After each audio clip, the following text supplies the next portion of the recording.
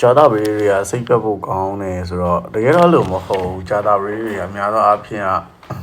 စိတ်ပြတ်ဖို့မကောင်းပါဘူးသူတို့ပုံစံဘယ်လိုပြောမလဲဆိုစီကံရှိတဲ့ဘက်ကိုသွားတယ်စီကံကြီးတဲ့ဘက်ကိုသွားတယ်ပေါ့နော်ပြောဘယ်လိုပြောမလဲဆိုတော့ relationship နဲ့ပတ်သက်လာလို့ရှိရင်အမှားမခံဘာဖြစ်လို့ဆိုတော့သူတို့က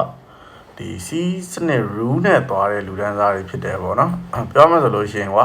တမန်ကရှန်ကအမားလောက်ကိုခွင့်လုပ်ပေးတယ်ဒါပေမဲ့အမားနည်းနည်းကြီးွားတာတို့သူတို့လက်ခံလို့မရတဲ့အမားတို့သူတို့ပြောရတဲ့ဟာကိုခဏလောက်တာတော့ပါဆိုလို့ရှိရင်တော့အဆင်မပြေဘူးပြချတာပရိတွေကအဆွဲလန်းတော့ကြီးရဒါပေမဲ့ဘယ်ဆက်ဆံရေးမျိုးမဆိုပေါ့နော်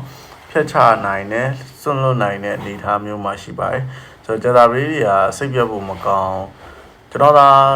ဆိုလို့ရှိရင်တော့ဂျာတာပရိတွေကို rating ဘယ်လောက်ပေးမလဲဆိုလို့ရှိရင်8လောက်တော့ပေးမိမှာဘာဖြစ်လို့လဲဆိုတော့သူတို့ကမလိုအပ်တာဘာမှမလုပ်ပေးဘူးလိုအပ်တာကိုပဲလုပ်ပေးရဲ့ type မျိုးပါဆိုတော့လောက်ပါပဲသိကျင်တဲ့အကြောင်းအရာရှိရင် comment ကနေမေးပါလို့လည်းရတယ်လို့ Viber နေလည်းပေးရင်လာမေးလို့ရပါတယ်